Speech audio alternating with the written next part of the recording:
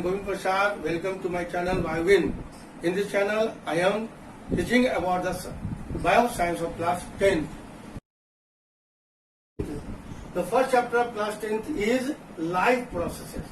What are life processes? The various activities those are performed by living organisms to sustain their lives on the surface of Earth are called life processes. तो पृथ्वी की सतह पर अपने जीवन की निरंतरता को बनाए रखने के लिए जीव जो भी काम करते हैं उसे हम लाइफ प्रोसेसेस कहते हैं। यानी जीवों को जिंदा रहना है तो बहुत सारी क्रियाओं को करना पड़ता है। तो जीव जो भी क्रियाएं करते हैं अपने जीवन की कंटिन्यूटी को बनाए रखने के लिए उसे हम लाइफ प्रोसेस कहते हैं। The various kinds of life processes are nutrition, respiration, transportation, excretion, control and coordination. Now we will discuss about the first topic of the life process, that is nutrition. Nutrition. What is nutrition? Nutrition क्या है? Nutrition is that life process by which living organ takes energy producer and body builders nutrients inside the body and assimilate them.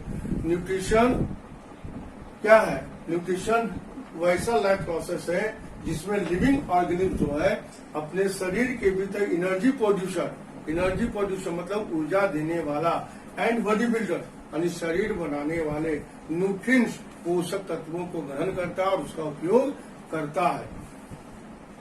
तो nutrition is the that life process by which living organism take energy producer and body builders nutrients inside the body. What are nutrients? Nutrients क्या है? Nutrients the chemical substances present in our daily diet are called nutrients.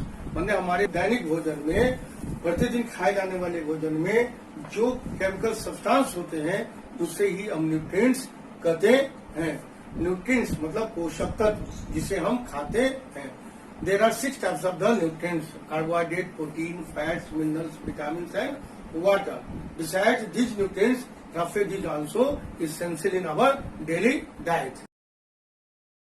Now let's discuss about various kinds of the nutrients. There are 6 types of the nutrients. Nutrients 6 प्रकार के होते हैं: carbohydrates, fat, proteins, minerals, vitamins and water. Carbohydrates and fats are called energy producer nutrients because they provide energy to do various kinds of the functions. Proteins are called body builders because they take part in the growth and development of the body. Minerals and vitamins are protective food. They regulate the various kinds of body functions and protect the body from several kinds of the infections. And water is very essential for metabolic activities. So these are the nutrients. Besides these nutrients, roughage is also essential. Roughage को भी हमको खाना चाहिए. Roughage are the core substance, fibrous substance, which are made up of cellulose. They cannot digest by the body, but they take part in the digestion. They help in the digestion. They remove the constipation. Functions of nutrients. Nutrients का function मतलब हम जो भोजन करते हैं, हम जो nutrients लेते हैं वो हमारे शरीर के अंदर क्या क्या काम करते हैं। What are the function of nutrients or food? Number 1, to provide energy to do all the metabolic activities. विभिन्न प्रकार के मेटाबॉलिक एक्टिविटीज को पूरा करने के लिए हमें आवश्यक एनर्जी प्रोवाइड करते हैं nutrients. To prepare the injured tissue, हम लोग गिर जाते हैं, हाथ पैर छिल जाता है, टिश्यू इंजोर्ड हो जाता है, तो उस इंजोर्ड टिश्यू को रिपेयर करने में न्यूट्रिएंट्स काफी मदद करते हैं। To take part in the physical growth and development, nutrients जो है शरीर के वृद्धि और विकास में भाग लेते हैं। To synthesize new protoplasm, we know that our body is made up of cell, a cell contain protoplasm. तो न्यूट्रिएंट जो है वो नए प्रोटोप्लाज्म का निर्माण करते हैं। To fight against disease causing germs and protect the body from several infection. तो ये न्यूट्रिएंट जो है हमारे शरीर में विभिन्न प्रकार के रोग पैदा करने वाले जर्म्स, रोगाणुओं से लड़ते हैं और बॉडी को भिन्न प्रकार के इन्फेक्शन से बचाते हैं। To keep the body healthy and strong, और इस तरह से न्यूट्रिएंट्स हमारे शरीर को स्वस्थ और मजबूत रखते हैं। तो इस प्रकार हम देखें कि हम भोजन जो करते हैं, हम जो पोषक तत्व लेते हैं, वे हमारे शरीर में किस तरह से कार्य करते हैं, हमारे शरीर के लिए क्या लाभ है, तो हमें भोजन क्यों करना चाहिए, ये नीड्स ऑफ फूड और नीड्स ऑफ न्यूट्रिएंट्स का। Let's discuss about various kinds of nutrition. There are two kinds of nutrition: autotrophic nutrition and heterotrophic nutrition. Heterotrophic nutrition is of three kinds: saprophytic nutrition, parasitic nutrition, and holozoic nutrition. Autotrophic nutrition. Autotrophic nutrition. Auto means self. Trophic means nourishment. Self nourishment. Those organisms which manufacture their own food in the form of complex organic compounds from simpler inorganic materials with the help of energy obtained from outside are called autotrophs, and mode of this nutrition is called autotrophic nutrition. Example: green plants, some protists and certain bacteria. So those organisms which manufacture their own food in the form of complex organic compounds from simpler raw materials with the help of energy obtained from outside are called autotrophs. वैसे organism जो अपना भोजन स्वयं जटिल organic compound के रूप में simpler raw material जैसे कार्बन डाइऑक्साइड, वाटर आदि के सहयोग से बनाते हैं, किसी बाहरी ऊर्जा स्रोत के माध्यम से, उसे हम ऑटोट्रॉफ्स कहते हैं। एंड इस न्यूट्रिशन की इस प्रक्रिया को ऑटोट्रॉफिक न्यूट्रिशन कहते हैं। मतलब जो ऑर्गेनिज्म अपना भोजन स्वयं बना सके उसे हम ऑटोट्रॉफ्स कहेंगे, और इस तरह के न्यूट्रिशन को ऑटोट्रॉफिक न्यूट्रिशन कहते हैं। ग्रीन प्लांट्स और सम प्रोटिस्ट एंड सर्टेन बैक्टीरिया, इस टाइप का न्यूट्रिशन आप कुछ हरे माने अधिकांश हरे पौधों में, प्रोटिस्टा में और बैक्टीरिया में देख सकते हैं। Autotrophic nutrition is of two types: chemoautotrophic nutrition, photoautotrophic nutrition. Autotrophic nutrition दो प्रकार के होते हैं: chemoautotrophic nutrition and photoautotrophic nutrition. Chemoautotrophic nutrition: those organisms which manufacture their own food in the form of complex organic compounds from simpler raw materials with the help of energy obtained by the oxidation of substances present in the surrounding medium are called chemoautotrophs, and mode of this nutrition is called chemoautotrophic nutrition. मतलब वैसा organism जो अपना भोजन एक complex organic compound के रूप में simpler raw materials जैसे कि कार्बन डाइऑक्साइड, वाटर आदि से बनाता है, और इसके लिए जो एनर्जी चाहिए वो कहाँ से आएगा, तो बाहरी वातावरण में, एक्सटर्नल सराउंडिंग मीडियम में जो सब्सटेंस होते हैं उसको ऑक्सीडाइज करके उससे जो एनर्जी रिलीज होती है, उसी एनर्जी का उपयोग करके वो अपना भोजन बनाते हैं, तो उनको हम कीमोऑटोट्रॉफ्स कहते हैं। मतलब वैसे ऑर्गेनिज्म जो बाहरी वातावरण में मौजूद पदार्थों का ऑक्सीडेशन करके उससे जो एनर्जी रिलीज होता है, उस एनर्जी का उपयोग करके वो अपना भोजन एक कॉम्प्लेक्स ऑर्गेनिक कंपाउंड में सिंपलर रॉ मटेरियल्स के माध्यम से बनाते हैं, वो कीमोऑटोट्रॉफ्स कहलाते, और इस तरह के न्यूट्रिशन को कीमोऑटोट्रॉफिक न्यूट्रिशन कहते हैं। और जो ऑर्गेनिज्म माने वो प्रक्रिया जिसके द्वारा भोजन बनाया जाता है उसे हम कीमोसिंथेसिस कहते हैं। The process by which chemoautotroph synthesize manufacture the food is called chemosynthesis. मतलब जो ऑर्गेनिज्म जो ऑर्गेनिज्म कीमोट्रॉफ्स होते हैं और जिस प्रक्रिया से वो अपना भोजन बनाते हैं उसे हम कीमोसिंथेसिस कहते हैं। मतलब कीमोट्रॉफ्स द्वारा भोजन बनाने की प्रक्रिया को हम कीमोसिंथेसिस कहते हैं। नेक्ट्रोबैक्टर नाइट्रीफाइंग बैक्टीरिया और फेरोवाइल्स आयरन बैक्टीरिया, ये जो बैक्टीरिया है ये कीमोऑटोट्रॉफ्स है, क्योंकि ये ऑक्सीडेशन प्रोसेस के द्वारा उपलब्ध एनर्जी को उपलब्ध एनर्जी की सहायता से वो अपना भोजन खुद प्रिपेयर करते हैं, इसलिए इनको कीमोऑटोट्रॉफ्स कहा जाता है। नेक्स्ट है photoautotrophic nutrition.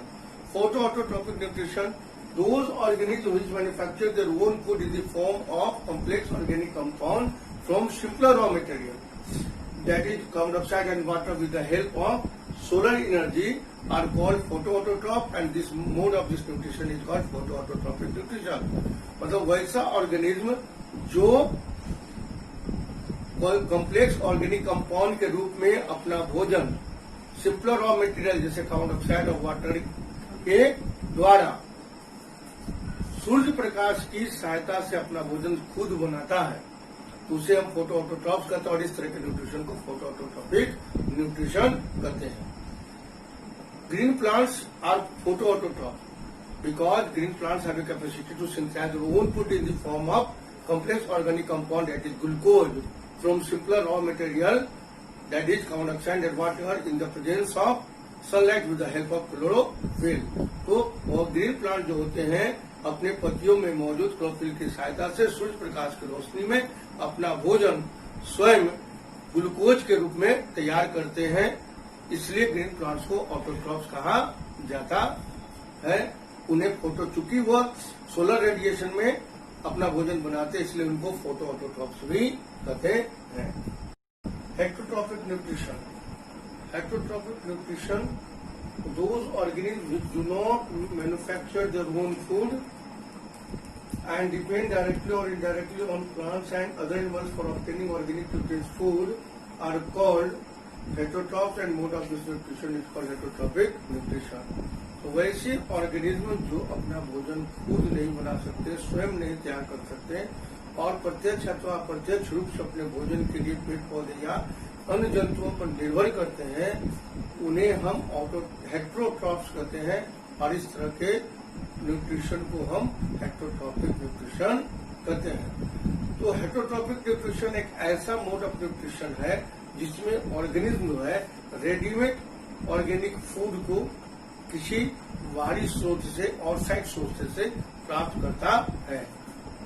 All the animals, including human beings, are heterotrophs because they have no capacity to synthesize their own food. Heterotrophs are called consumers as they consume food prepared by others. Heterotrophs को हम लोग consumers कहते हैं, उपभोक्ता। क्यों?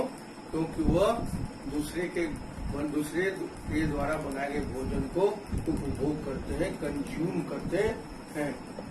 इन contrast to autotroph, autotrophs की तुलना में, क्योंकि ऑटोट्रॉप जो होते हैं उन्हें हम प्रोड्यूसर कहते हैं। क्यों कहते हैं? क्योंकि ऑटोट्रॉप जो होता है अपना भोजन खुद प्रिपेयर करता है। अब now let's see types of heterotrophic nutrition. There are three types of heterotrophic nutrition: saprophytic nutrition, parasitic nutrition, and holozoic nutrition. Let us see saprophytic nutrition or saprotrophic nutrition. So those organisms which obtain their food in the form of sap from organic remains like dead organisms, excreta, fallen trees, broken twigs, food, articles, etc. by the process of decomposition are called saprophytes. If plants and saprozooids if animals, and mode of this nutrition is called saprophytic nutrition. So there are some organisms which have a capacity to decompose the dead and decayed organic remains such as fallen rotten vegetables, rotten foods, fallen leaves, human excreta, animal excreta, etc. and obtain their nourishment from them in the form of simpler soluble sap. So these are called saprotrophs or saprophytes, and mode of this nutrition is called saprotrophic nutrition. तो कुछ ऐसे organism होते हैं जो मृत पादप एवं मृत जंतु शरीरों, dead body of plants and animals and other organic remains का, जैसे कि गिरी हुई पत्तियां, सड़ता हुआ फल और सब्जी, इन सबों का, काउडंग्स का, गोबर का, इन सबों का डिकम्पोजिशन करते हैं, उसका अपघटन करते हैं और उससे अपना भोजन एक ऑर्गेनिक सैप के रूप में, एक सैप मतलब रस, घोल, उस रूप में प्राप्त करते हैं। तो ऐसे ऑर्गेनिज्म को हम सेप्रोट्रॉप्स कहते हैं, और इस टाइप को न्यूट्रिशन को सेप्रोफाइटिक या सेप्रोट्रॉपिक न्यूट्रिशन कहते हैं। जो प्लांट्स होते हैं उनको सैप्रोफाइट्स कहते हैं, और एनिमल्स अगर ऐसा काम करते हैं उनको हम सैप्रोजोइट्स कहते हैं। तो इस तरह का न्यूट्रिशन को सैप्रोफाइटिक या सैप्रोट्रॉफिक न्यूट्रिशन कहते हैं। मोस्ट ऑफ सैप्रोफाइट्स और saprotrophs are fungi, example mushroom, yeast, bread molds, several bacteria, a few animals, example Chilomonas, and plants, example Monotrapa। तो ये जितने भी हम ऑर्गेनिज्म का नाम ले रहे हैं, these are saprophytes or saprotrophs, because they obtain their food by the process of decomposition.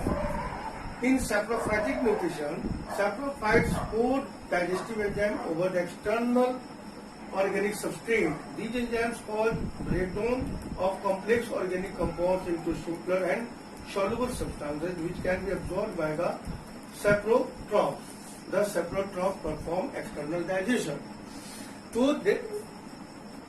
in saprophytic nutrition, saprotrophs pour the digestive enzymes over the external organic substances. मतलब कि सैप्रोफाइटिक न्यूट्रिशन में जो saprophytes होते हैं वो dead and decade organic matter के ऊपर enzymes को क्या करते हैं, रिलीज करते हैं। ये एंजाइम उस dead and decade organic matter के कॉम्प्लेक्स ऑर्गेनिक सब्सटेंसेस को तोड़ देते हैं और तोड़ कर उसको सिंपलर ऑर्गेनिक सोल्यूबल सब्सटेंस में कन्वर्ट कर देते हैं, और फिर इस सिंपलर सोल्यूबल सब्सटेंस को सैप्रोफाइट्स अपने भोजन के रूप में उसको क्या करते हैं, एब्जॉर्ब कर लेते हैं। तो इस प्रकार saprophytes perform external digestion. Saprophytes क्या करते हैं, एक्सटर्नल डाइजेशन को परफॉर्म करते हैं। Let us see parasitic nutrition. Parasitic nutrition क्या है? Those organisms which lie either inside or outside the body of another living organism and obtain their food in the form of simple and soluble organic sap from them are called parasites, and mode of this nutrition is called parasitic nutrition. तो बहुत सारे ऐसे जीव होते हैं, बहुत से ऐसे ऑर्गेनिज्म होते हैं जो दूसरे लिविंग ऑर्गेनिज्म के शरीर के बाहर या शरीर के भीतर निवास करते हैं और उसके शरीर के ब्लड से पचा पचाया भोजन, डाइजेस्टेड फूड को, चाहे वो सेमी डाइजेस्टेड हो या फुल्ली डाइजेस्ट हो, उससे वो अपना भोजन प्राप्त करते हैं। तो ऐसे जीवों को पैरासाइट्स कहा जाता है, और जो जीव पैरासाइट्स को भोजन और आश्रय, शेल्टर प्रदान करते हैं, प्रोवाइड करते हैं, उन्हें हम होस्ट कहते हैं। माने those organism which provides food and shelter to parasites are called host. Most of the parasites are harmful their respective host. The parasite which cause disease are called pathogen. तो अधिकांश parasite जो होते हैं अपने host के लिए हानिकारक होते हैं, because they cause several kinds of disease. वे बीमारी पैदा करते हैं, कई प्रकार की बीमारियों को पैदा करते हैं। Disease causing parasites are called pathogen. जो पैरासाइट रोग पैदा करते हैं उन्हें हम पैथोजेंस कहते हैं। Let us see the types of parasite. अब हम लोग देखते हैं पैरासाइट कितने प्रकार के होते हैं। There are two types of parasite. दो प्रकार के पैरासाइट्स होते हैं, external parasite which are also known as ectoparasite, और internal parasite which are also known as endoparasite. Internal parasite. Those parasites which live inside the body of the host are called internal parasite. तो जो parasite host के body के भीतर रहते हैं उनको हम इंटरनल पैरासाइट या इंडोपैरासाइट्स कहते हैं। Most of parasitic protozoans are endoparasites. अधिकांश पैरासाइटिक प्रोटोजोन जो होते हैं इंडोपैरासाइट्स होते हैं। For example Plasmodium. Plasmodium is a parasitic protozoa which causes malaria disease in the human beings. Trypanosoma, it is also a parasitic protozoa. It causes sleeping sickness. Leishmania. Leishmania is also a parasitic protozoa which causes kala jar. So these are the parasitic protozoans. Now some worms are also endoparasites such as Ascaris, which is commonly known as roundworm. It causes ascariasis. Second, Tinea solium. It is commonly known as tapeworm. It causes teniasis. Bucheria. This is filarial worm. It causes filaria in the human wings. So these are all endoparasites. Let us see ectoparasite. These parasites live over the surface of the host. तो जो parasites host के outer body surface पर रहते हैं, उससे अपना भोजन प्राप्त करते हैं, तो उससे इसे हम एक्टोपैरासाइट्स कहते हैं. These are also known as external parasites. Leech, bedbug, mosquito. These are external parasites. These are also called periodic external parasites because they visit host periodically in order to obtain nourishment. तो इन्हें हम periodic external parasites कहते हैं. किसको? Leach को, bedbug को, mosquito को. क्यों? क्योंकि ये बार बार अपने होस्ट पर भोजन प्राप्त करने के लिए आते हैं. वे अपने होस्ट से सदा निवास नहीं करते हैं. Human loss is a permanent external parasite. Human loss जो है वो अस्थायी, वो परमानेंट एक्टोपैरासाइट्स होते हैं. कुस्कुटा अमरवेल. कुस्कुटा अमरवेल एक प्रकार का पैरासाइटिक प्लांट है. यह नॉन ग्रीन होता है, नॉन क्लोरोफिलस होता है, और ये दूसरे लिविंग प्लांट के ऊपर ग्रो करता है और अपना सकिंग रूट, जिसको हम लोग हॉस्टेरिया कहते हैं, उसको वह दूसरे प्लांट्स के स्टेम में पेनिट्रेट करके डाल देता है और उससे अपना भोजन और पानी एब्जॉर्ब करता है. इस प्रकार कुस्कुटा अमरवेल is external plant parasite which is a non-green plant and sends sucking roots hausteria into the host plant for obtaining food and water. So thus my first lecture is now completed. In second lecture I will discuss about holozoic nutrition and their steps.